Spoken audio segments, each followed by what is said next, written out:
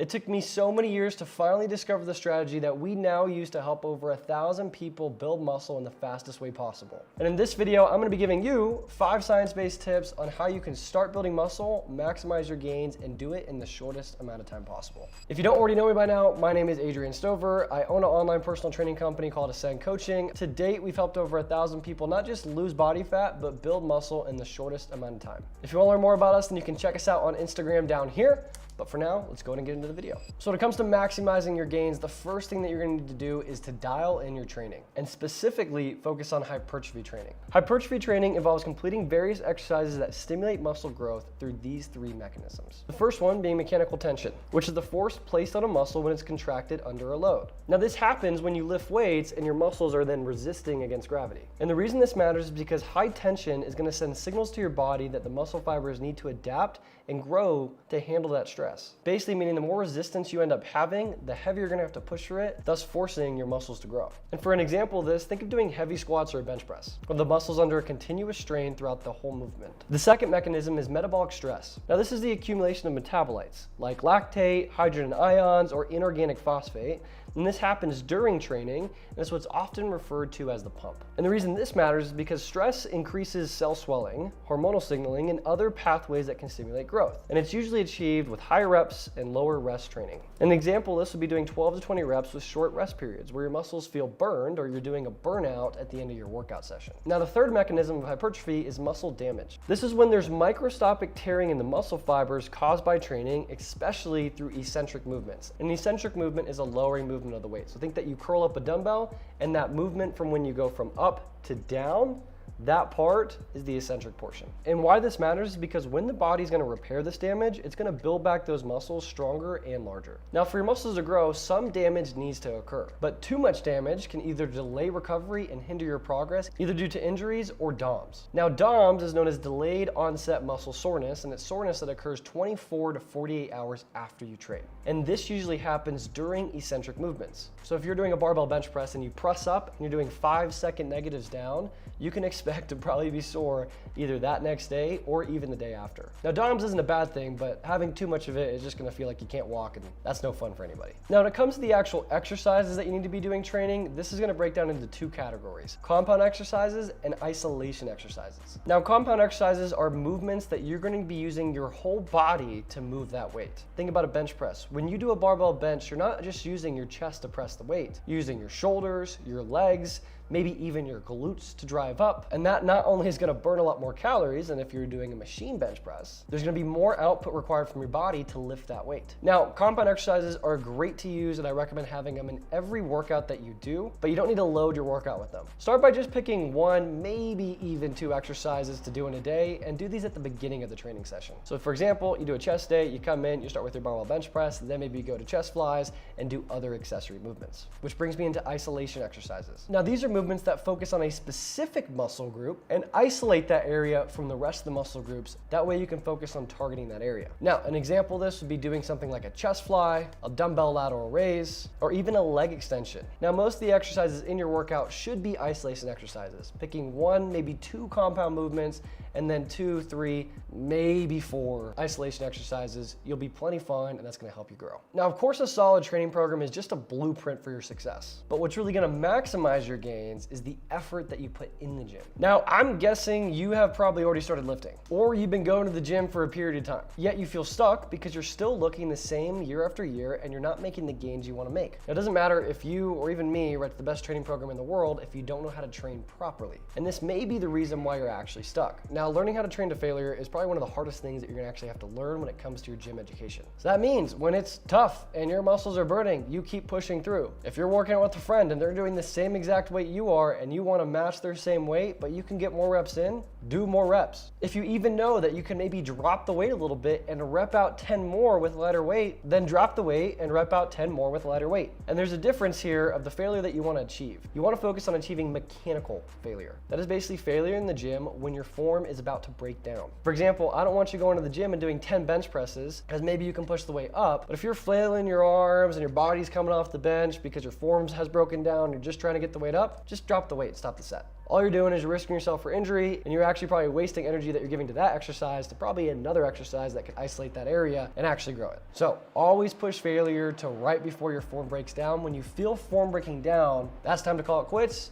Take your rest period and move on to the next exercise. Now I know the way I'm explaining it makes it sound super easy, but I've probably been in your shoes before. When I got really into training, I was playing baseball in college. And at this time, I was probably the most active I've ever been in my life. Morning weight to the baseball team, 6 to 8 hour long practices, my own workouts in the evening, and doing my own cardio because part of that time, I was even doing a bodybuilding prep. Like I went through this period where I was doing so much in a day and I was so active that I would get to the gym and I would be exhausted, like rightfully so. There were so many times I'd be training and it was really tough for me to break past that mental barrier of like, I can do more even when I'm tired. And because it took me so long to like figure that out, I probably missed out on a lot of gains or maybe even lost more muscle when I was doing my first bodybuilding show. So I had to start retraining my mind to say like, you can push through pain, you can do more.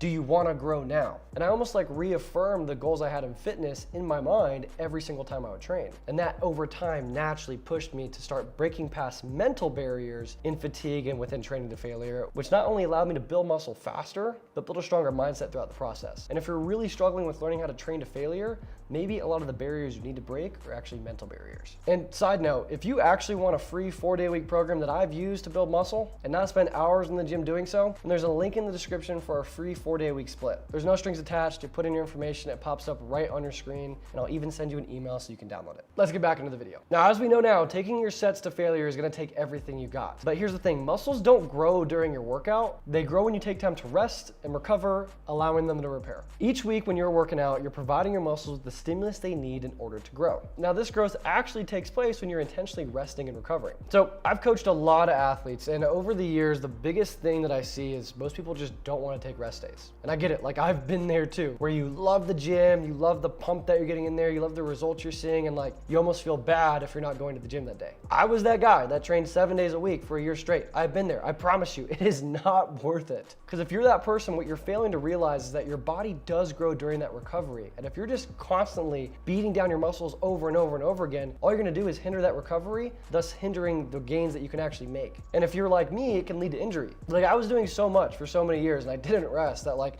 I've torn a labrum in my hip, I've torn a labrum in my shoulder, I've fractured my neck, I've fractured my ankle, like I've torn ligaments in my ankle, like the list just goes on and on. It's actually really sad now that I think about it. But that aside, right, like the main thing is you need to be resting. So the way I approach training and what I've seen work best is following something called a meso split. This is basically 5 days a week of body part specific training and then 2 rest days. Now, it doesn't matter when you do these rest days. I usually slot them on like Thursday and Sunday for the clients that we work with because most people will train like Monday, Tuesday, Wednesday, and then they can take off because they're probably a little bit sore, and then Friday, Saturday, and then I feel like most people don't really go to the gym on Sunday. So, you know, whatever works for you, but just 2 rest days if you're training hard in the gym is really all you need. So up until this point, we've covered the work that you put in the gym and the importance of giving your muscles time to recover. But all that effort's only gonna go so far unless you nail it with your diet and nutrition. For like 99% of people, in order to build muscle, you need to be in a caloric surplus. And I'm sure you've heard about this before, but if you're the type of person that tells me like, oh, I'm eating so much food and I'm still not growing, what I will tell you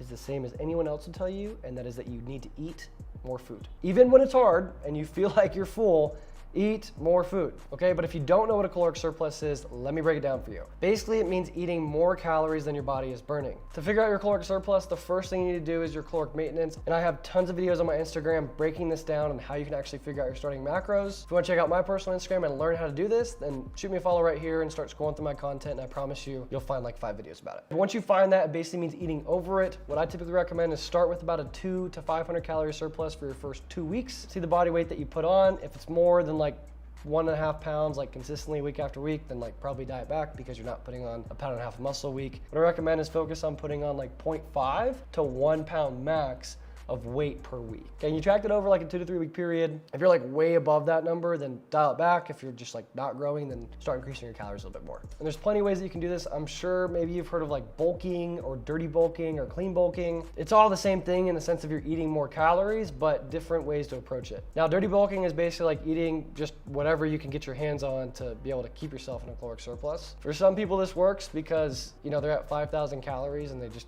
gotta kind of eat anything. I think it's pretty lazy, to be honest. There's no way in hell that you're gonna make me believe that eating fast food and a bunch of junk food, just because it's easy to get your hands on, is gonna give you the actual look that you desire. If you tell me that, then I'm just gonna tell you to go kick rocks. Because we both know that eating clean or following a clean bulk is not only gonna help you build muscle too, it's gonna keep you leaner, and your body's probably gonna be at a healthier state. So without a doubt, follow a clean bulk. Is it harder to follow? Yes. Is it more time consuming to prep and cook the food? Yes. But guess what? That's why nobody freaking does it. If you're actually serious about building muscle and you're watching this video and you've gotten this far because you've tried for year after year after year and you're still stuck at where you're at, like, come on, it's time to lock in. Following these dirty bulks year after year and still just looking like crap or getting fatter year after year is not gonna help you. All right, enough said there, let's move on. Okay, now all these things are going to help you build muscle in the fastest way possible, especially if you can dial them in. But the one thing I wanna remind you is that muscle isn't built overnight, and so the main thing that you need over all of this is gonna be time and patience. I know you're thinking, I clicked on this video on how to build muscle fast. I do 2 reps, tomorrow morning I'd be jacked. No, that's not how it works. Most people really struggle to even put on 5 pounds of lean tissue in a year. We average at Ascend anywhere from 7 to 10 pounds